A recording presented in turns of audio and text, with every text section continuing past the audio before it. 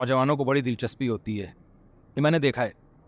सफ़र में, हज में, उम्रे में, कहीं भी कोई आंटी हो, जवान हो, खूबसूरत हो, हर आदमी का दिल चाहता है कि अल्लाह को खुश करने के लिए इनकी खिदमत करे। लोग ये समझते हैं कि हम औरत के साथ मुक़द्दस सफ़र पे जाएंगे तो फितना नहीं होगा। ये बिल्कुल बचकाना बेवकूफ़ों वाली बातें हैं। मर्द और औरत जहाँ इकट्ठे होंगे, एक दूसरे की तरफ अट्रैक्शन होगी। चाहे हज का सफ़र हो, चाहे उम्रे का सफ़र हो, चाहे वो फ़िल्म देखने जा रहे हो। इसका सिनेमा घर से, फ़िल्म से, हज से कोई ताल्लुक़ नहीं है। और हज में बहुत ज़्यादा फितना होता है।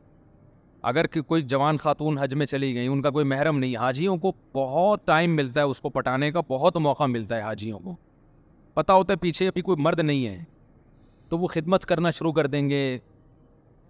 कोई भी कहीं भी किसी को कोई खूबसूरत औरत नज़र आती है ना, सब खिदमत करते हैं। ये मैंने देखा है। सफ़र में, हज में, उम्रे में, कहीं भी कोई आंटी हो, जवान हो, खूबसूरत हो, हर आदमी का दिल चाहता है कि अल्लाह को खुश करने के लिए इनकी खिदमत करे। कि हर आदमी, सिवाय बहुत ही जिनके दिल में अल्लाह का खौफ होता है, वो एक आध वो रिजर्व रहते हैं, वरना 99% चाहे दाढ़ी हो, नमाजी हो, हाजी हो, मुफ्ती हो, बुजुर्ग हो, कारी हो, इंजीनियर हो, डॉक्टर हो, सबका दिल चाहता है कि यार मैं इनकी जितनी खिदमत कर सकता हूँ मैं करूँ। ये करते हैं लोग। ठरक मर्दों में अल्लाह ने रखी है, ये निकाली नहीं जा सकती। ये हज करने से ख़त्म नहीं होती है, खूब समझ लो। हज में कोई चीज़ नहीं है जिससे अंदर के मर्दानापन कम हो रहा हो। नमाज में कोई ऐसी चीज़ नहीं है जिससे आपके मर्दाना हार्मोन्स या टेस्टोस्टेरोन लेवल जो है वो आपका कम हो जाए, बल्कि बढ़ता ही है। ये टेस्टोस्टेरोन जो है ना, एक मर्दाना हार्मोन्स होते हैं मर्दों में। ये जब तक होते हैं तो आदमी आदमी रहता है, उसकी औरत की तरफ अट्रैक्शन होती है। जैसे जैसे आदमी की उम्र बढ़ती है, ये टेस्टोस्टेरोन लेवल आहिस्ता आहिस्ता क्या होता है, कम होना शुरू होता है। 16 साल में पीक पे होता है ये। 16 साल की उम्र में ये उबल रहा होता है, ठीक है ना इतना ज़्यादा होता है। 16 साल के बाद आहिस्ता आहिस्ता कम होता है। 16 साल की उम्र में बहुत पीक पे होता है ये, तभी शहवत से भरा हुआ होता है। नाइट फॉल दो दो दफा लड़कों को होता है 16 साल की उम्र में। दोपहर सोए, कहते हैं ना ट्रक उलट गया, फिर रात को सोए फिर ट्रक उलट गया, फिर गुसल करके सोए फजर से पहले फिर उलट गया। ये 3-3 दफा तो ट्रक लोड भी हो रहा है। उलटना इसकी अलामत है कि लोड हो रहा है ना। तो 30 साल में नाइटफॉल ना होने के बराबर, जब 30 ईयर्स इंसान की एज होती है ना, तो वो ना होने के बराबर होता है। और 40 साल में बहुत कम हो जाता है, फिर तो बहुत ही ना, यानी मैरिड आदमी में तो यूं कहो कि होता ही नहीं है फिर उसको। अगला ये कि वो सफ़र में चला जाए कहीं बहुत दूर। तो अब ये जो टेस्टोस्टेरोन जो मर्दाना हार्मोन्स है ना, ये जब बात चली पड़ी है तो मर्दाना की जहाँ बात आएगी, नौजवानों को बड़ी दिलचस्पी होती है कि यार ये हार्मोन्स बढ़ेंगे कैसे। अब आपको ना दिमाग में ये चीज़ आ रही होगी, यार मुफ्ती साहब ये छोड़ो, महरम के बगैर जाना चाहिए ना महरम। अब ये होता है ये हार्मोन्स बढ़ेंगे कैसे।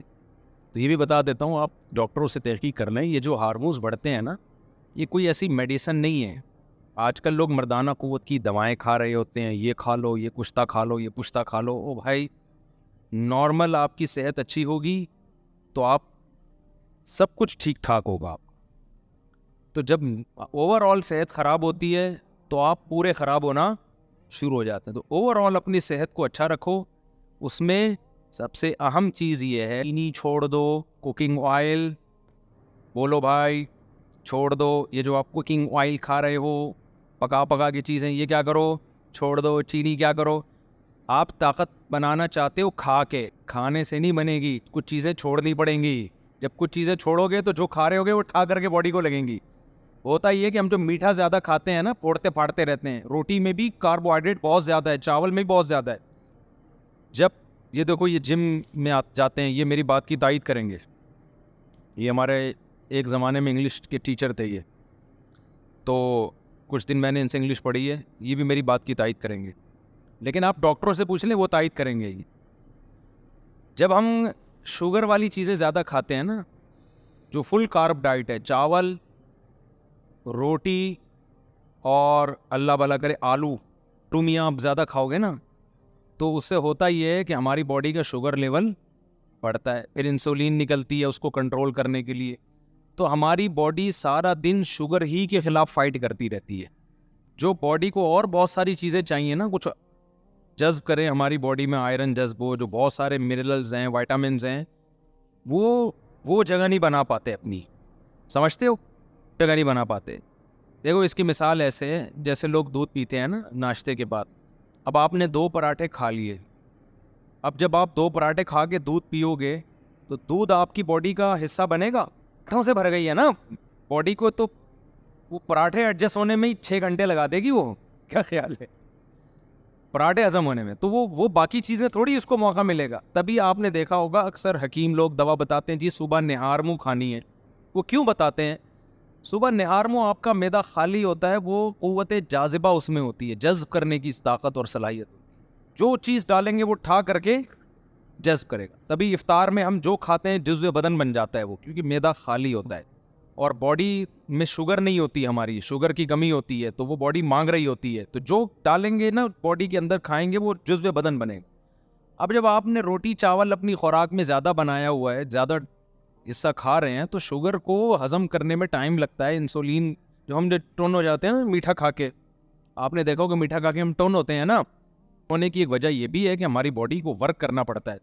तो बॉडी का सारा बोझ जो है वो शुगर को के लेवल को कंट्रोल करने में लग रहा होता है। उससे नुकसान ये होता है कि बॉडी को जो बहुत ज़्यादा हमारे मिनरल्स चाहिए, जिंक हमारी बॉडी में उम्र के साथ साथ बहुत जल्दी से कम होती है, तेज़ी से कम होना शुरू होती है। तो ये मिनरल आहिस्ता आहिस्ता शॉर्ट होना शुरू होते हैं बॉडी से, और आप बुढ़ापे की तरफ, बॉडी एक तो बुढ़ापे की नेचुरल एज है आजकल, उस नेचुरल उम्र से पहले ही बुढ़े हो रहे हैं हम लोग। तो इसलिए आप चाहते हो ना आपकी सेहत अच्छी हो जाए, तो आपको एंटी एजिंग चीज़ें खानी पड़ेंगी। 16 साल का नौजवान लौंडा लपाड़ा कितना भी गलत खाए ना, फिर भी उसका टेस्टोस्टेरोन लेवल कहाँ होता है? पीक पे होता है। अब जब उम्र आपकी बढ़ती है तो फिर आपको वो चीज़ें जो आपको वक्त से पहले बूढ़ा कर दें, उन चीज़ों से अवॉइड करना है। खाना मजीद कुछ नहीं है, आपने खाना छोड़ना है आपने। यही बात मेरा ख्याल है। तो गलत चीज़ें जब छोड़ देंगे ना, तो थोड़ी थोड़ी भी खाएंगे वो ठा करके बॉडी को लगेंगी।